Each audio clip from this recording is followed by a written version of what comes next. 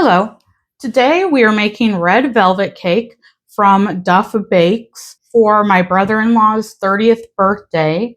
Okay, so I have the oven preheating at 350. If you want to see how I floured these, the video right before this where I made the vanilla birthday cake, I went over how I floured those in that. Here they are pre-floured and set off to the side. I need to put in my stand mixer eggs, sugar, oil, vinegar, and then mix it till creamy. Okay, I have 2 large eggs. The recipe calls for extra large eggs, but I'm just going to make do with this.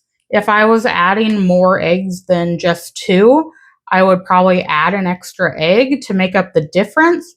I feel like if I did that now, it would be too much egg. So we're not going to do that. 2 eggs in the bowl. Here is my sugar. So 1.5 cups. I'll start with the half.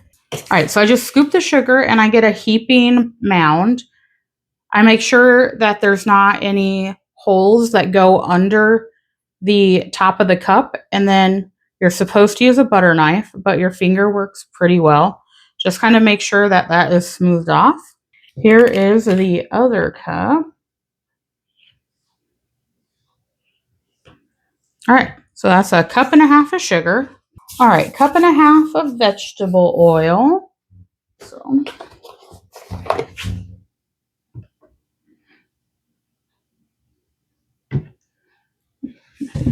okay, so I need 1.5 teaspoons of white vinegar. I am going to measure it over the sink. Since this is a big container, I don't have as much control over the pour. Also, I don't want to pour it over the bowl because vinegar is acidic, and I don't want to make this cake too acidic. I would assume it would mess up the taste or interact with the other ingredients in a poor way. Not 100% sure, but I don't want to risk it. There's the half. All right, 1.5 teaspoons of vinegar in there. And now we are going to use our paddle attachment and cream it all together until creamy. I feel like that's redundant. All right, I'm gonna let that go.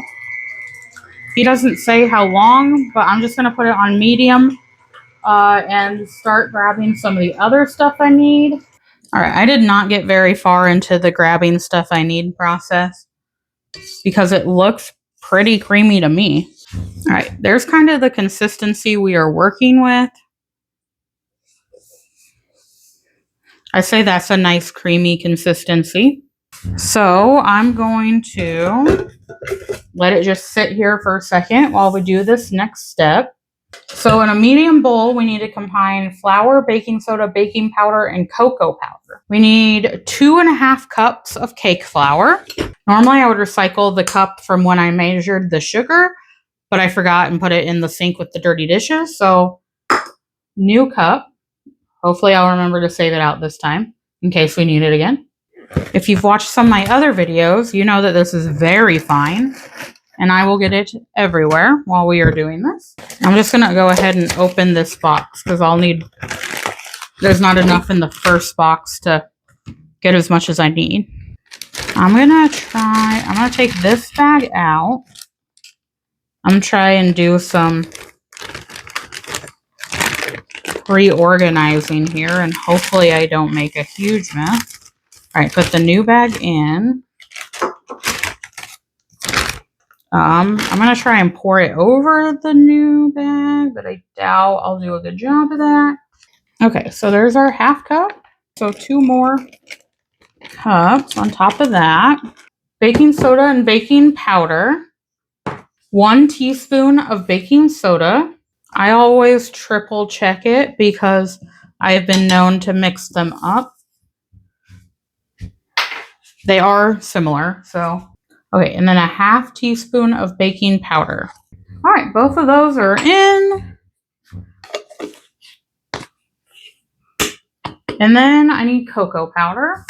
So it says to use unsweetened natural cocoa powder.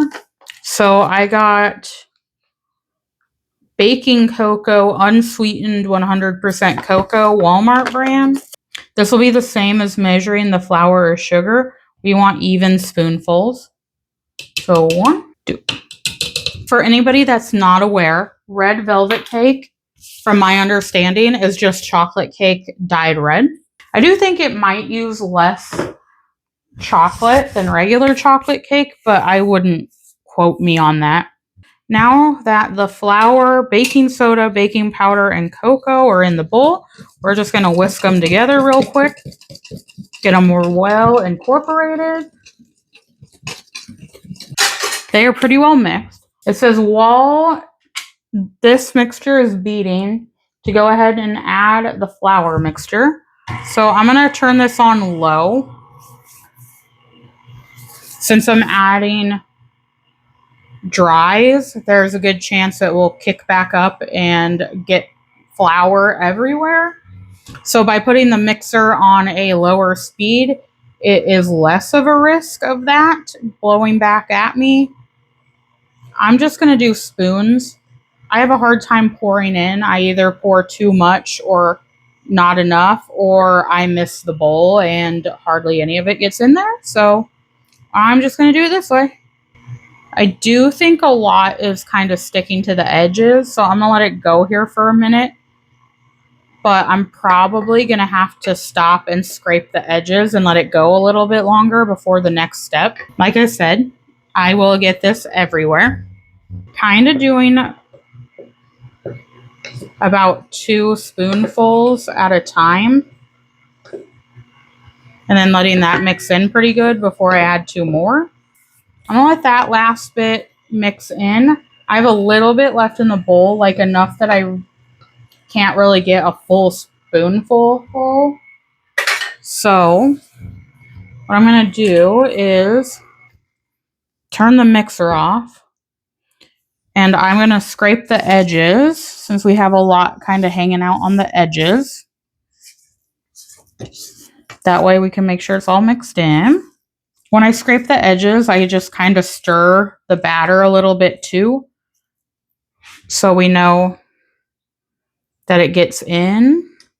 Then I'm going to scrape my paddle too for the same reason, get kind of that clumpy extra flour off of there. And then if you accidentally got any on top of the paddle, this is a good time to knock that back down in. Put the tiny bit of extra flour I have in. So that last bit of flour I couldn't reach with the spoon is going right in there. I'm going to turn the mixer back on, let that little bit of new flour I put in there kind of remix in. I'll wash the chocolate off my hands real quick. At this point, I need to add buttermilk. He wants it at room temperature, so I already pre-measured it. In this, we need a cup. It's been sitting out for a while. It's not really room temperature. I was hoping by taking it out of the carton, it would get room temperature quicker, just because there was less liquid to warm up. Also, I didn't want to warm up the whole carton of buttermilk, so I pre-measured this cup and I've been letting it sit on the counter. It's still a little bit cold, but I think we'll be okay. I'm just slowly pouring it in there. And since buttermilk's a little bit thick, I'm just going to do a quick little scrape here and let kind of whatever extra come out into there. All right, here's my vanilla. I need 1 teaspoon of vanilla. He says to use pure vanilla, but I don't have pure vanilla money, so we are using imitation vanilla flavor. Vanilla, I feel a little more safe measuring right over the bowl.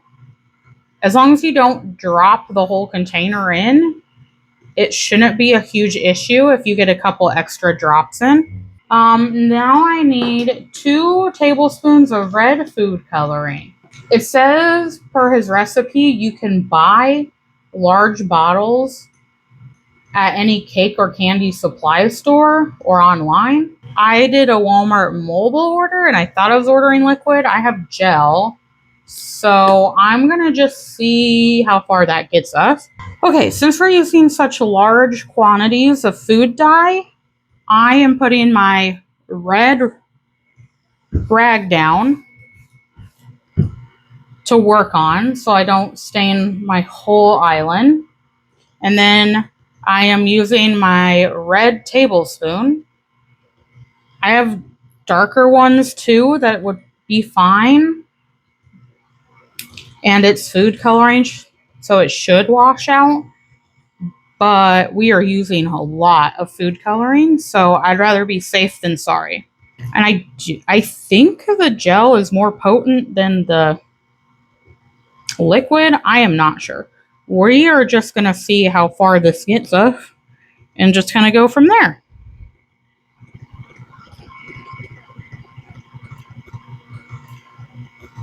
At this party, we are having snacks and drinking and playing games. So hopefully, if this is too much dye, everybody will be so drunk that they won't notice that their whole body is dyed red. All right, I've already used one tube of gel.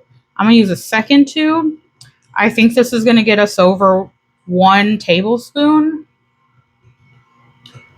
It says to use 2 tablespoons, but I'm pretty sure Chef Duff here is referring to liquid food coloring, not the gel.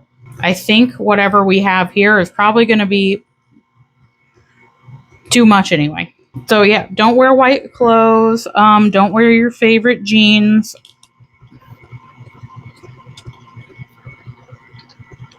All right, so that is 2 tubes of gel food coloring. All right, I'm turning this off and giving the paddle a quick scrape. I'm turning it off while I add the food dye because since I use gel and not liquid, I'm probably going to have to scrape it out of there. And I don't want to have to pay attention to scraping it out and making sure that I don't accidentally hit the paddle attachment with anything. So we're going to do a before and after. This is before I add food coloring. That's what we're looking at. That is pre-food coloring. I'm just going to give it a quick little mix in here. And then we're going to put it back on the mixer and I'll show you how red it turns. All right, I'm going to turn it on low here and then up to a medium. That's our last ingredient we need to add in. So I'm turning it up to a higher speed. That way I can make sure everything's well incorporated. All right, I'm going to stop here and give it one more little scrape. We're looking pretty well incorporated. I just want to make sure. I do believe most of the dry ingredients are mixed in pretty well. This is just kind of make sure there's not any undyed bits kind of hanging around on the edge. Because it's red velvet cake, it's not brown and red tie-dye cake. I think that's pretty good. I'm going to try and get all of this off of the paddle with it looking like a scene from the movie Carrie in here. I am going to do the best that I can to scrape all the red off of the paddle. And then I'm going to immediately move the paddle off of here into the sink so that I get less dye dripping on my counter and my mixer. So I'll need that to spread in the pan. All right, get her off of here. And there was a little bit of flour on top. As you can see, I do a great job adding it in. So I'm just going to give that a little mix. It wasn't a lot. That flour didn't come off in a clump. It just kind of sprinkled itself in here. So I think by just giving it a quick stir, we should be okay. I know you can kind of get a sense of what the color is from me using my mixer and bringing it out, but I'll show you the color change here. There's our very red velvet cake. All right, let's put it in our pans. I am not using the size of pans that Chef Duff says that we should be using. The baking instructions won't be what they are in here. He says to bake them for 30 to 35 minutes. So I'm just going to play it by ear. If you watched the video before this where I make the vanilla birthday cake, I kind of go over what times I used versus what he suggested for baking in these same pans.